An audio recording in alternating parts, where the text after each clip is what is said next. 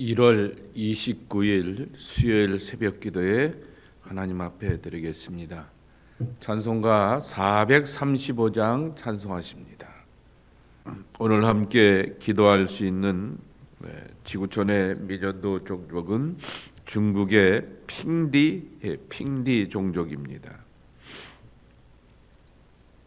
지구촌에 134만 명이 살고 있게 되고 중국에 고스란히 그 인구가 살게 됩니다. 주요 언어와 또 다른 중국어 한어를 쓰게 되고 또 그에 또 다른 언어를 쓰게 되는데요. 토속 민속 종교를 믿게 되고 그 가운데 기독교인은 0.1% 그리고 복음주의자들은 0.04%라고 하는 것입니다. 130만이나 넘는 사람들이지만은 워낙 인구가 많은 곳이기 때문에 소수 인종에 들어가게 됩니다. 농사를 짓게 되고 있고 쌀을 경작하게 되는데 그들에게는 창조주에 대한 신화와 전설이 있기 때문에 기독교인들이 창조주 하나님에 대한 신앙의 이야기를 전할 수 있다라고 말하게 됩니다. 근데 그들은 산악지대에서 살게 되며 외부인의 방문이 없는 그러한 지역에서 살아가기 때문에 다른 사람들과의 교류가 없다라고 말하게 됩니다. 그런데도 불구하고 선교사들의 섬김을 통하여서 전도의 결실을 맺게 되고 교회가 세워지게 되었는데요.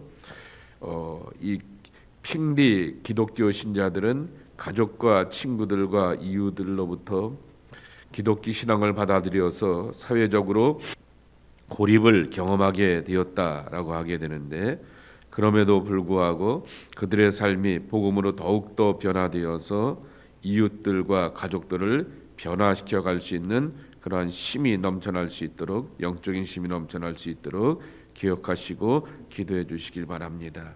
그들의 언어로 예수님의 영상과 그리고 성경 일부가 번역이 되어 있다고 합니다. 그래서 성경 일부가 시양 언어로 이렇게 번역도 되어 있게 되고 한 언어는 다 이렇게 번역이 되어 있다고 합니다. 예수님의 영화가 준비되어 있고 온라인 성경은 일부가 성경에 번역이 되어 있기 때문에 준비가 되어 있지 않다고 합니다. 핑디 종족을 위해서 기억하시고 기도해 주시기 바랍니다. 오늘 우리에게 주신 말씀은 여호수아서 19장 24절 끝절 51절까지 보겠습니다. 다섯째로 아셀 자손의 지파를 위하여 그 가족대로 제비를 뽑았으니 그들의 지역은 헬갓과 할리와 베덴과 악삽과 알람멜렉과 아맛과 미살이며 그 경계의 서쪽은 갈멜을 만나 시홀 림낫에 이르고 해 뜨는 쪽으로 돌아 벳 다곤에 이르며 스불론을 만나고 북쪽으로 입다엘 골짜기를 만나 베데멕과 느이엘에 이르고 갑을 왼쪽으로 나아가서 에브론과 르홉과 함몬과 가나를 지나 큰 시돈까지 이르고 돌아서 라마와 견고한 성읍 두로에 이르고 돌아서 호사에 이르고 악십 지방 곁 바다가 끝이 되며 또 움마와 아벡과 르홉이니 모두 22성읍과 그 마을들이라. 아셀 자손의 지파가 그 가족대로 받은 기업은 이 성읍들과 그 마을들이었더라. 여섯째로 납달리 자손을 위하여 납달리 자손의 가족대로 제비를 뽑았으니 그들의 지역은 헬렙과 사하나님의 상수리 나무에서부터 아담이 네겝과 얌느에를 지나 락꿈까지요 그 끝은 요단이며 서쪽으로 돌아 아스노 다볼에 이르고 그곳에서부터 훅곡으로 나아가 남쪽은 스불론에 이르고 서쪽은 아셀에 이르며 해 뜨는 쪽은 요단에서 유다에 이르고 그 견고한 성읍들은 시딤과 세르와 함맛과 락갓과 긴네렛과 아다마와 라마와 하솔과 게데스와 에드레이와 엔하솔과 이론과 믹다렐과 호렘과 벳아낙과 벳세메스니 모두 19성읍과 그 마을들이라. 납달리 자손의 지파가 가족대로 받은 기업은 이 성읍들과 그 마을들이었더라. 일곱째로 단 자손의 지파를 위하여 그들의 가족대로 제비를 뽑았으니 그들의 기업의 지역은 소라와 에스다올과 이르세메스와 사알라빈과 아얄론과 이들라와 엘론과 딥나와 에그론과 엘드게와 기브돈과 바알랏과 여훗과 브네브락과 가드림몬과 메알곤과 락곤과 요빠 맞은편 경계까지라. 그런데 단 자손의 경계는 더욱 확장되었으니 이는 단 자손이 올라가서 레셈과 싸워 그것을 점령하여 칼날로 치고 그것을 차지하여 거기 거주하였음이라. 그들의 조상 단의 이름을 따라서 레셈을 단이라 하였더라. 단 자손의 지파가 그에 딸린 가족대로 받은 기업은 이 성읍들과 그들의 마을들이었더라. 이스라엘 자손이 그들의 경계를 따라서 기업의 땅 나누기를 마치고 자기들 중에서 눈의 아들 여호수아에게 기업을 주었으니 곧 여호와의 명령대로 여호수아가 요구한 성읍 에브라임 산지 딥낫 세라를 주매 여호수아가 그 성읍을 건설하고 거기 거주하였더라. 제사장 엘르아살과 눈의 아들 여호수아와 이스라엘 자손의 지파의 족장들이 실로에 있는 회막문 여호와 앞에서 제비 뽑아 나눈 기업이 이러하니라. 이에 땅 나누는 일을 마쳤더라. 이제 마지막으로 세 지파의 땅을 나누게 됩니다. 제일 먼저 24절 말씀에 보게 되면은 아셀 지파를 향하여서 땅을 배분하게 되는데 22개의 성읍의 이름들이 쭉 소개되고 있습니다. 창세기 49장 20절 말씀에 보게 되면은 아셀에게서 나는 식물은 기름진 것이다 라고 이렇게 예언을 하게 됩니다. 아셀에게 주시게 되었던 땅이 기름지고 복된 땅으로서 농사하기에 좋은 땅이 되었다라고 하는 것입니다. 그리고 그들은 외족들로부터의 침입을 맞는 그러한 전초기지의 역할을 하게 되고 문빗장의 역할을 하게 되었던 것이 바로 아셀 지파라고 하는 것입니다. 신명기 33장 25절 말씀에도 이런 예언의 말씀이 있습니다. 모세는 아셀 지파를 향하여 내 문빗장은 철과 녹이 될 것이니 내가 사는 날을 따라서 능력이 있으리로다 라고 이렇게 예언하게 되듯이 그와 같은 안전을 도모하게 되었던 그 지파가 바로 아셀 지파입니다. 두 번째로는 32절서부터 39절까지에 있는 납달리 지파의 기업이 분배가 됩니다. 쭉 우리가 읽었듯이 19개의 성읍의 이름들이 소개되고 있는 것을 보게 됩니다. 북쪽으로 가나안 땅의 맨 끝의 지경을 그렇게 그들의 땅으로 삼게 되었는데 여기 34절 말씀에 보게 되면 이러한 편이 있습니다. 해 뜨는 쪽은 요단에서 유다까지 이르고 유다에 이르고 라고 하는 그러한 편을 쓰게 되는 것처럼 그렇게 유다 지파의 경계가 되는 곳에 이들이 자리 잡고 있다라고 하는 것입니다. 그리고 35절에 보게 되면은 그 견고한 성읍들은 이라고 이렇게 말하게 되면서 그들의 성읍들이 굉장히 견고하고 요새가 되어서 안전한 그러한 지역이었다라고 하는 것을 말하게 됩니다. 여기에 하솔이라고 하는 이름이 36절에 나오게 되는 것처럼 하솔의 왕 야빈의 그 근거지를 점령하게 되면서 그들의 성이 굉장히 견고한 성읍이고 요새가 된 안전한 성읍이다라고 하는 것을 소개하게 됩니다. 그리고 마지막으로 단지파 40절 이하에서부터 48절까지에 보게 되면은 단지파의 기업의 분계를 소개하게 됩니다. 근데 단지파가 갖고 있게 되었던 특징 가운데 하나는 47절 말씀에 보게 되면은 단자손의 경계는 더욱 확장되었으니 이는 단자손이 올라가서 넷셈과 싸워 그것을 점령하고 칼날로 치어 그것을 차지하고 거기 저주하였으면서 넷셈이라고 하는 이름 대신에 자기들의 조상의 이름을 따라서 그 지역을 단이라 이렇게 불렀다라고 하는 것입니다. 자료에 보게 되니까 이 단지파가 유다지파 다음으로 인구가 많았다고 합니다. 6만 4천 명, 여기서 말하는 6만 4천 명은 남자만, 성인 남자만입니다. 그러니 곱하기를 한 3에서 4를 하게 되면은 제법 20만 명이 넘는 근 30만 명이 다 되게 되는 그와 같은 큰 족속이게 되었던 것이죠.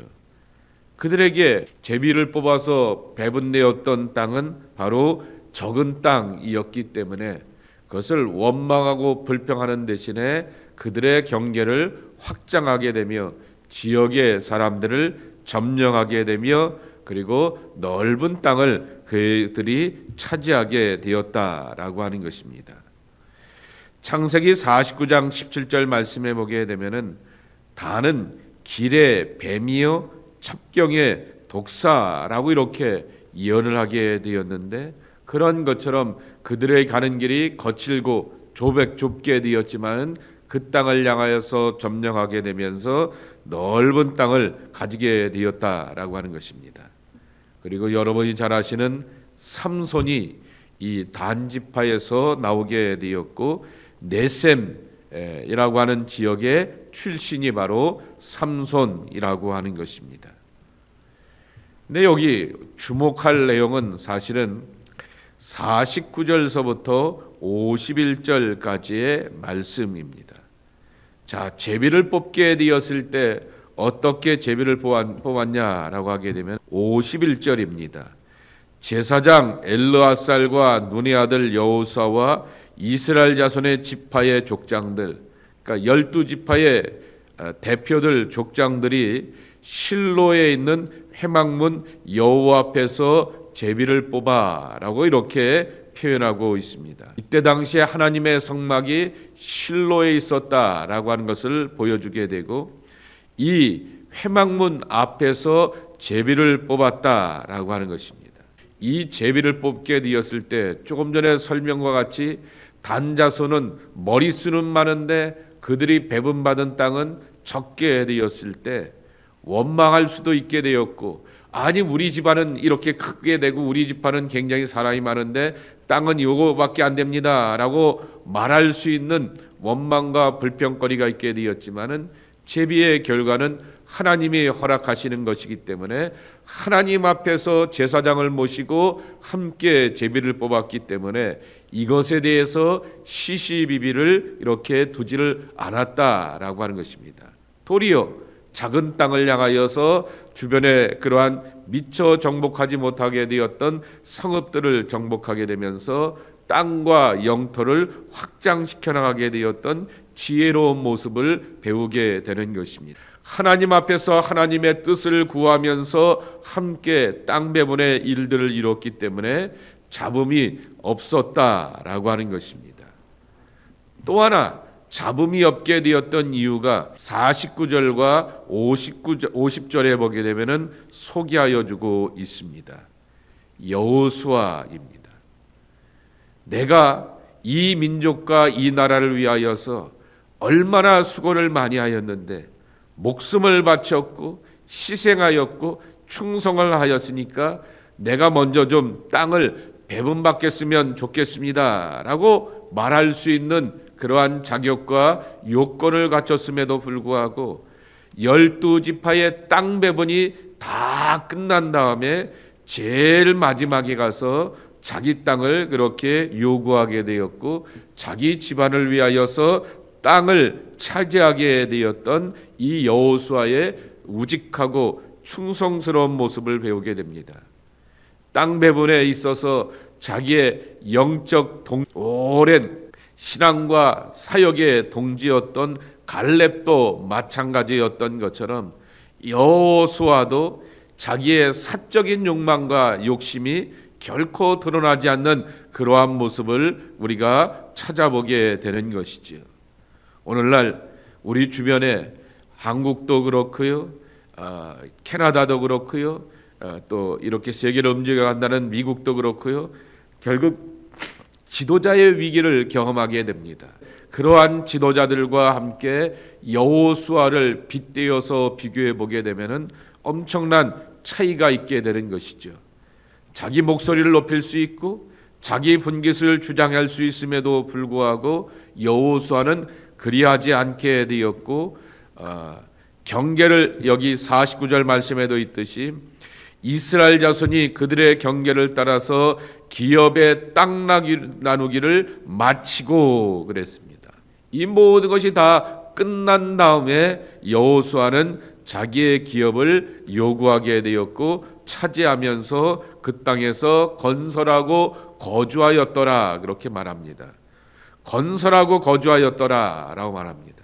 그러니 이미 좋은 땅을 향하여서 차지하고, 이렇게 여기는 내가 일하고 바쁘느라고 정신이 없어서 나는 여기를 가져야겠습니다 라고 하는 것이 아니라, 이미 건설되어 있는 성읍이 아닌 자기들의 비전과 꿈과 목적을 따라서 건설하고 거기에 거주하였다라고 하여서 여호수아를 소개하여 주고 있는 것입니다.